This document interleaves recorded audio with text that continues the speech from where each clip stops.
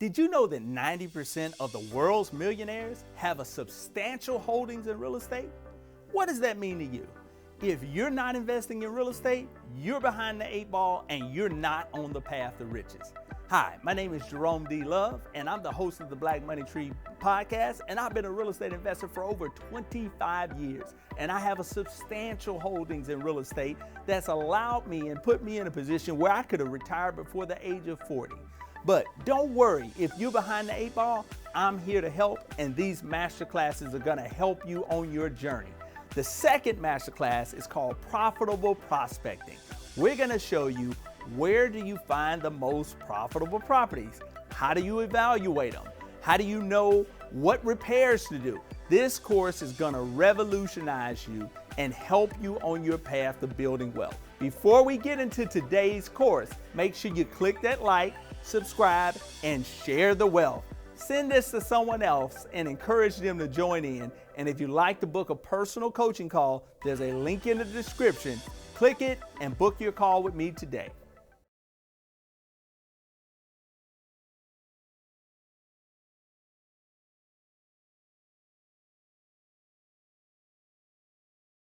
Welcome to the Black Money Tree Masterclass. Today's lesson is profitable prospecting. This is one of my favorite topics. If you've read any of my books or if you've seen any of the other masterclasses, you know I just light up and I get excited about real estate because that's where I cut my teeth. I got my real estate license when I was in college and have been in real estate for almost 25 years.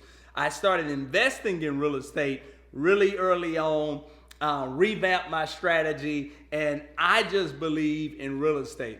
And I believe in the Black Money Tree, and I'm so excited that you've tuned in because I believe that this is the first step in helping you to build wealth. Now, the Black Money Tree just isn't just about helping you to build wealth so you can have nice things. Certainly you can have nice things. We want you to have nice things. But if the Black community as a whole is going to become more sustainable and to reverse many of the ills that's facing our society, it's going to be because we have the resources to do so.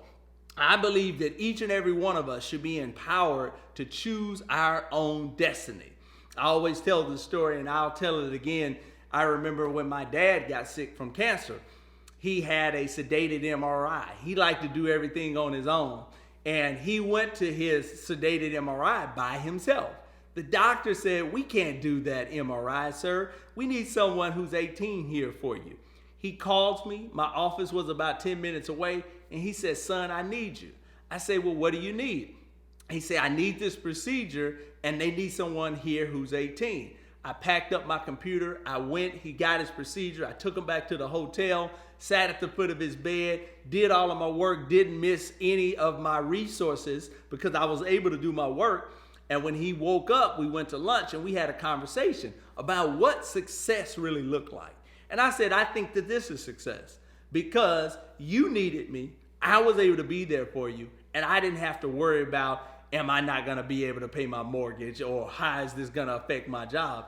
And we need more people like that within the Black community. So if we're going to build our own communities, it's going to be because we have the resources to do so. Now, the Black Money Tree advocates for two primary ways of wealth building: entrepreneurship and real estate, both of which I've had more than 20 years of experience in. I've learned a lot. I've made a lot of mistakes. I've lost a lot of money, but I've also figured out ways to make money as an entrepreneur and as a real estate investor. And I'm going to share with you my ways of doing it and what has helped me to be successful. Now, in the first masterclass on real estate, go to bearealestateinvestor.com. Let me say that first. Bearealestateinvestor.com. There's a free masterclass on real estate investing. It's about 30, maybe 35 minutes, and it kind of walks you from A to Z on real estate investing, and it tells my story and my strategies of why I do what I do the way that I do. I say that to say my strategies are buy, hold, long-term investments. I also believe investing in lower income communities because I believe you get a greater return on your investment.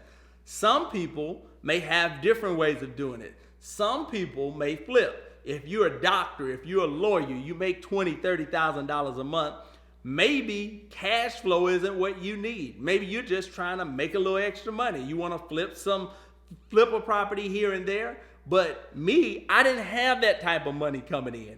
I needed something coming in that was stable, that would allow me to be able to grow and build my businesses.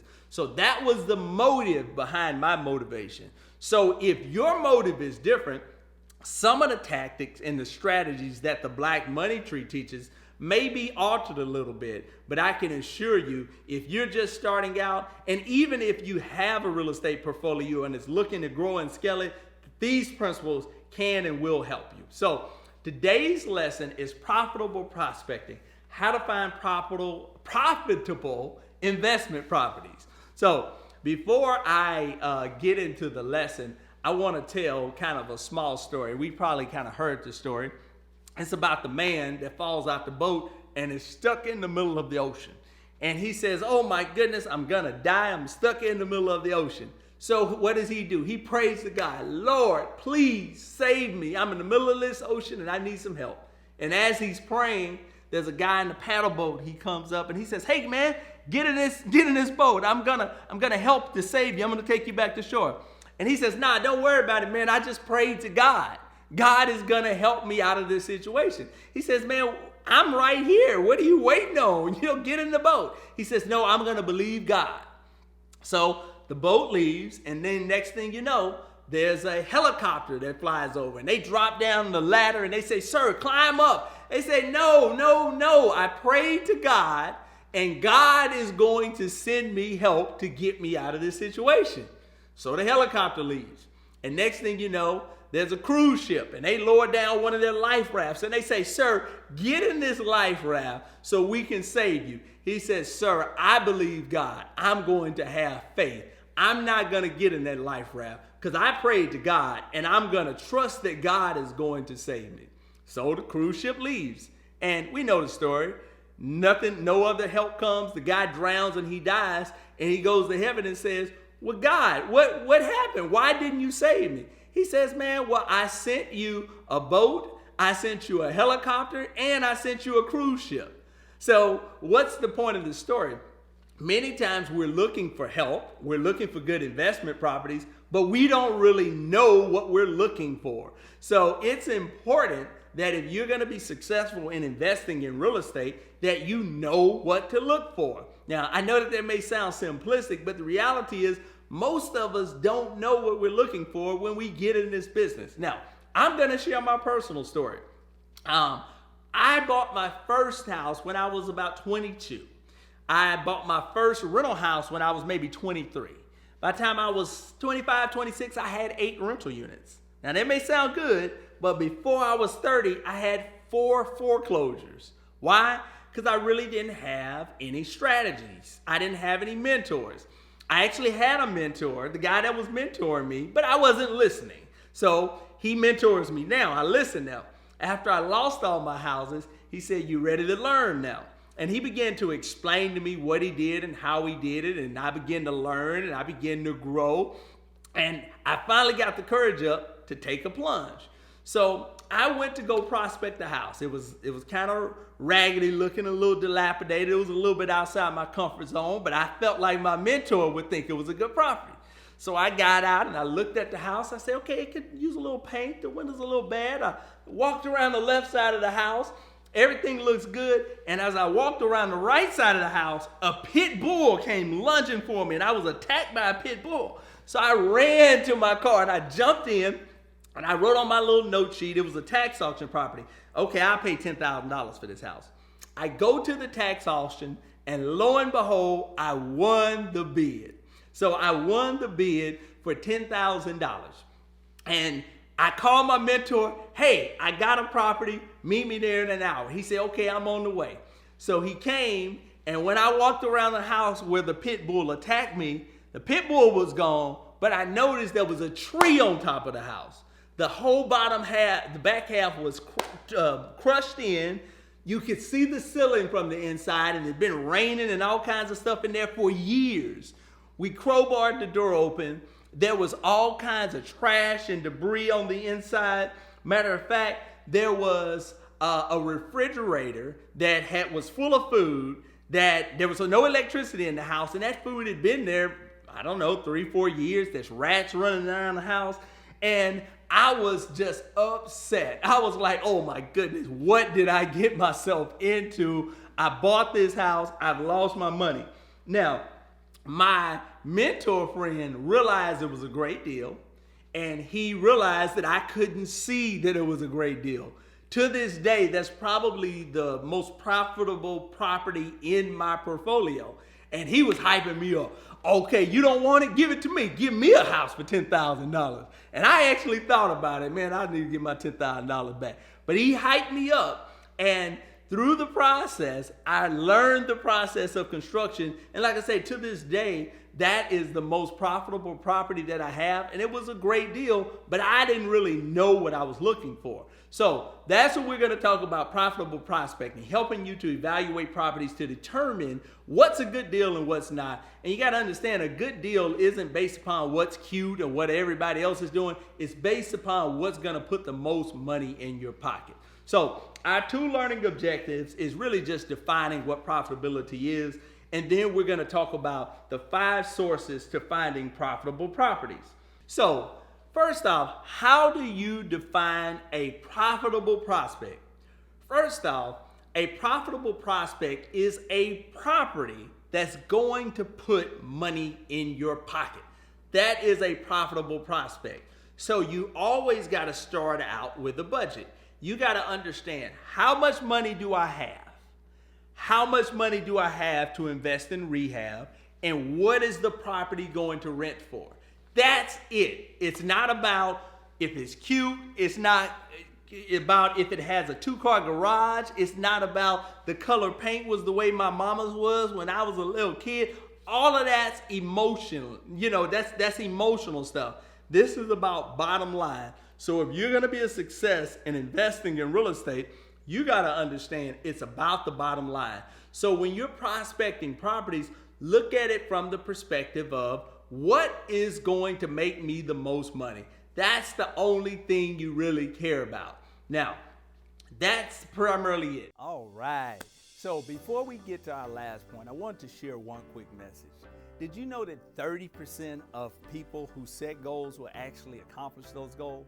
The reason I'm sharing that, you've watched more than 70% of this program, which means that you're head and shoulders above the average. And I know you're serious about building your wealth in real estate.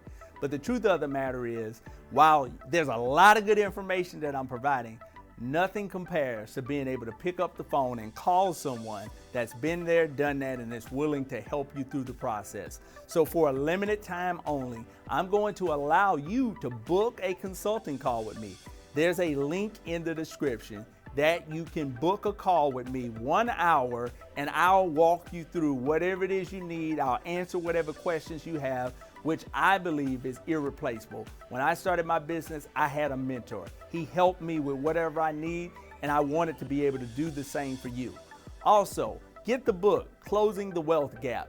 This has so much more information and detail information that I'm not able to go through to this course, but you can get it on Amazon. There's also a link in the bio or in the description below. And if you're in the Houston area, check out our own on-site, on-location prospecting. You can book me. I'll come out. I'll assess your house. I'll help you meet with the contractors. So many resources that I think would be necessary that will help you in building wealth in real estate. Now, lastly, you may be feeling a little overwhelmed, and you may say growing my wealth in real estate may be kind of far-fetched, but that's normal. I want you to check out this message from one of my top mentees, Mr. Onaje Barnes. He started out with me. He started out with one single family house, and he's now on his 3rd apartment complex. Check out his story, and then we'll be right on to the next point. The one conversation I remember is we was talking about buying a house, and I was saying, every time I have a kid, I'm going to buy a house, and that's going to be my college fund. Yeah. You said, man, that's the same way, That was exactly how I started. Process. Yeah. I mean, that literally was my mindset. But literally, we started from just a simple aspect of, one, we used our first home as an investment property. If you buy right up front, right? And real estate 101 is we make our money when we buy, right? That's real estate 101, right? And so for me, I wanted to use that same mentality on our first house, which we did. I got a great loan on that first house. I remember. I was your realtor. I remember somebody was my realtor. Yeah. Right. So we did buy a foreclosure, got a good deal on it, put some sweat equity into it, put some, we put some money into it. It was listed for 180. My pretty good dope realtor, he was able to negotiate 135, and I put about 35 into it, so I'm like all in for like 160, 165, somewhere around there. And within like 6 months, we had a $240,000 appraisal. So I got that cash out early, and you were like, hey, I got these deals. I got, maybe she'll sell you 4 of them. I'm like, okay. I looked at 4 or 5 of them, and I was like, okay, I want a couple of these or whatever. And I'm like, man, what can I get them for? He's like, well, you can't get into them. I was like, well, man, I can't walk them into the property. Like, I can't pay full price. He's like, all right, cool. We'll figure it out. Blah blah. So we got those houses for $16,500 each. Yeah. So it was 2 of them. But long story short, I'm renting them for $13.50 now. Wow. Right? And that's probably still on the market. Yeah. So I'm renting them for $13.50. I did do a cash out refi because I'm a burst strategy guy. So I did a cash out refi about 3 years ago. Pulled $100,000 from both of them. Whoa. Pulled $100,000 from both of them.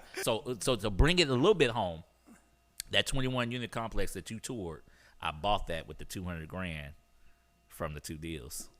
And those 5 places are, number 1, realtors, number 2, tax auctions, number 3, the multiple listing service, number 4, word of mouth, and number 5 is mailers. Now, of course, there are probably some other ways, but I'm primarily telling you what we have done that has been a success for us. So now let's talk about realtors. Now, you can see that picture right there. That's a picture of me. Why? Because I'm a real estate broker. I've been in real estate since I was in college. But you have to understand this. Realtors make their money off of commissions. They don't make their money when you make money. When you're dealing with an investment broker or a banker, they may make some fees or some upfront type deals, but ultimately they also make money when you make money. So understand that about a realtor. I've had so many cases where realtors would say, hey man, I got this great deal. It's going to make you a lot of money. But I often think, how can you tell me what a great deal is when you really don't know what my criteria are, what I'm looking for? I joke with my current mentor because when we first began working together, before he had kind of taught me everything that he knew, he would always say, hey, Jerome, I got a little extra money. You have any properties for me? And I would send him all these properties, and he would always deny them. And I told him that he used to get on my nerves. And he told me, well, you were getting on my nerves too, because you were sending me all these properties that didn't fit my criteria. But the reality is I didn't know his criteria. See, I was always taught that an investment should yield about 20% of whatever the payment was. So if you have a $100,000 house, that's $1,000 a month. So the rent should be about $1,200. His criteria was different. I was sending him criteria based upon what I thought was a good deal, but I didn't understand what he wanted. So that being said, just understand you have to hold your realtor accountable. You have to make sure they understand what it is that you're looking for, and you also have to ask a lot of questions to determine whether or not they can help you in terms of meeting your goals. I often use the quote from KRS-One. He said, if you don't know the history of the author, then you don't know what you've read. So if you're going to take advice from someone or suggestions from someone, such as a realtor that's saying that this is a good deal, you probably want to know a little bit about their background. What are they doing? Do they invest in real estate, or do they make all of their money from commissions? That's just a real question. I'm not knocking the profession. I'm a realtor, been a realtor for a while. I will continue to be a realtor, but just understand that realtors make their money off of commissions. You got to know your numbers. You got to know what a good deal looks like. I had a guy, I remember when I bought my first one, friend of mine who was a realtor, and he's in finance. He came by to help me clear out some trash, and he looked at it and he said, "Man, you just bought a money pit, huh?" And at the time, I thought I had bought a money pit because I hadn't learned the things that I learned now. But he was a realtor. He's a guy who's into finance, and he couldn't see, but it's increased my net worth and it's given me a steady stream of income. So the point is, you can go to a realtor, but ultimately you're going to have to do your own homework. Don't expect that they're just going to send you something and know exactly what it is you want. The next source is tax auctions. Now, I love tax auctions. That's where the majority of the properties in our portfolio have been acquired. The tax auction in Texas. Now, I'm in Texas. I believe most of this is universal, but don't quote me on it. Make sure you check with your own municipalities, your own counties, if you're in Illinois, North Carolina, California, wherever. But in Texas, the tax auction takes place the first Tuesday of every month at 10 o'clock. In Houston, it used to take place downtown. Now it's on the south side at the Bayou Event Center. So there is a website called publicans.com. Now, Publicans, it governs Texas. They also have 8, 9, maybe 10 other states. So go to that website to determine if they handle your state as well, and you can go there and find prospects. If not, check with your local governing officials to find out where you can get lists of the tax properties that are up for auction. But if you're in the Houston, Harris County area, anywhere in Texas, go to publicans.com. You can put in your county. You can put in the precinct that you want. You can put in your price range and parameters. You can even put the tax sale date, and it'll come up with a list of properties. But the main thing to know when dealing with a tax auction, you gotta be patient. I went to the tax auction for 9 straight months before I got my first property. And the fourth point here is to control your emotions. It's a high intensity emotional environment.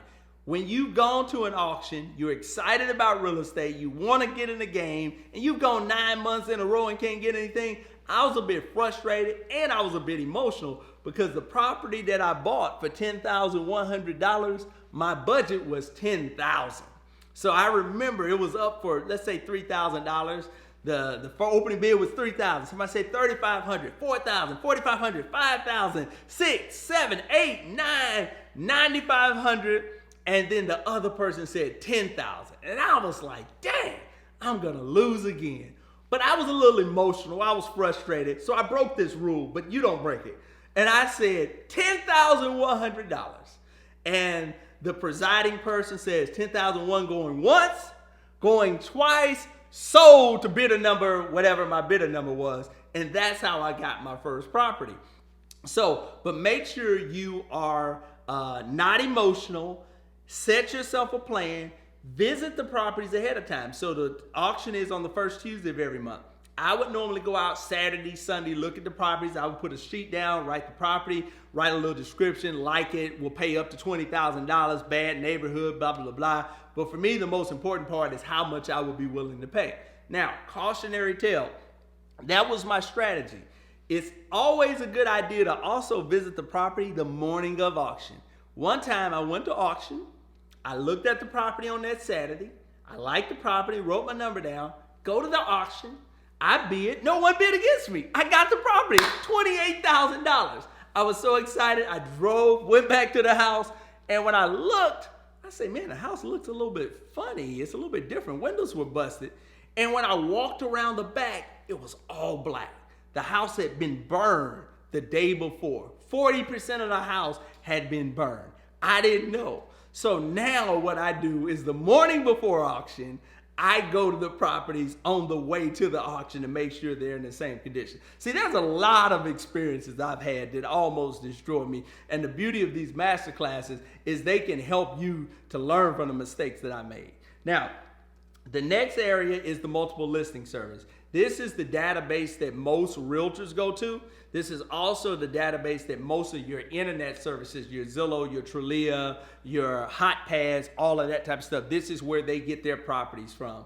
So you have access to this. Realtors have a little bit more detailed access, but you can go to these sites to find properties that may or may not meet your criteria for what you're looking for in terms of investments. But also know you got to go buy them, actually get in, look at them or whatnot. At the tax auction, it's kind of as is. Sometimes the window's been busted out, doors is open, I can get in. Sometimes it's closed up, it's boarded up. All you can do is look at the exterior. So, but once you kind of get in it, you can kind of estimate what the construction costs are, and then you can determine your bid based upon that, even without going on the inside, once you kind of done it long enough.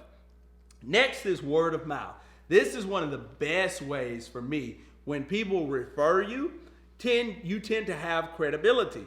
And when you start working in some of these lower income areas, you have a lot of crack houses, you have a lot of dilapidated properties. And when you start rehabbing these properties, making them look like new, putting good tenants in there, people are going to advocate for you. They're going to want to refer people to you. So make sure you work your relationships, do quality work, and people will refer deals to you. And there's no cost. And in many respects, you'll get great deals. And then the last thing is mailers. Now, if you are in investments or if you have investment properties, you probably get these. I get at least 10 to 12 letters, calls saying, hey, we want to buy your home, fast cash for homes, that type of stuff. So I also am one of those guys that send those letters. So forgive me if you've gotten one of my letters. But here's a sample. But ultimately, this can be very lucrative. I haven't done as much there. I have done about 3 to 4 mailers over the years. I have picked up a couple properties from it as well. But like I say, for me, I cut my teeth at the tax auction. The problem with mailers, if you will, while the properties made money for me, but mailers require upfront expense. Depending upon how many you mail, 2,000, 3,000, 4,000, just depending upon what you're mailing, how many you're mailing. But in relation to word of mouth and some of the other areas, the cost is way higher for mailers. Man, I know you enjoyed all of that great information, but now that you know where to find the properties, which is critically important, you need to know how to rehab the properties, where to find the contractors. At the Black Money Tree, we believe in creating wealth. That means you're gonna have to get your hands dirty and do some work. So in the next course on finding the contractor, we're gonna talk about the different type of contractors that are out there and how to negotiate with them, and also what repairs to do when. Because finding the right contractor can make or break your budget. So make sure you tune in. And before you go, like, subscribe, and don't be selfish. Share this information with someone else. And if you want to book a call, click the link in the description.